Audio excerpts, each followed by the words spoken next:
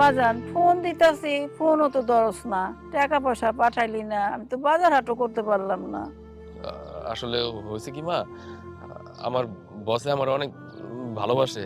ঠিক আছে বাজান, আর শোন বাজান, তোর শরীরের দিকে খেয়াল রাখিস, আর সব সময় নিজের যত্ন করবি বাজান। আচ্ছা মা, রাখি তেলে। আচ্ছা বাজান, ভালো থাকিস বাজান। আচ্ছা। হ্যাঁ রশিদ, কিছু বলবি? ম্যাডাম, আজকে তো মাসের 10 তারিখ, আমার বেতনটা যদি দিতেন।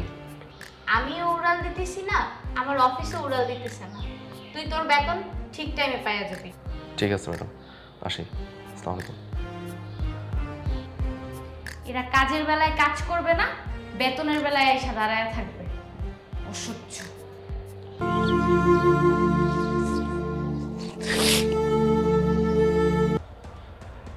কিরে রশিদ, সবাই তোর নামে এত কমপ্লেন দিচ্ছে কেন? তুই নাকি অফিসে ঠিকমতো কাজ করিস না? না না ম্যাডাম, আমি তো ঠিকঠাক মতোই সব কাজ করি, আর আমি সবই ঠিক করতেছি ম্যাডাম। কেন আসছিস বল? ওই আজকে তো বেতনটা দিবেন বলছিলেন। শুধু টাকা টাকা টাকা। এই নে, এখানে তোর অর্ধেক মাসের বেতন আছে। ও- অর্ধেক মাসের বেতন মানে ম্যাডাম? ম্যাডাম, আমি তো পুরো মাস কাজ করছি, তাহলে আমার বেতন অর্ধেক কেন? বেশি কথা বলিস না, যেটা দিছি সেটা নিয়ে খুশি থাক।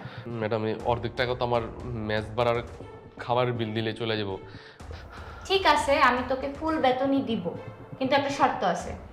ফুল বেতন দেওয়ার পর আগামী মাস থেকে তুই আর অফিসে আসবি না।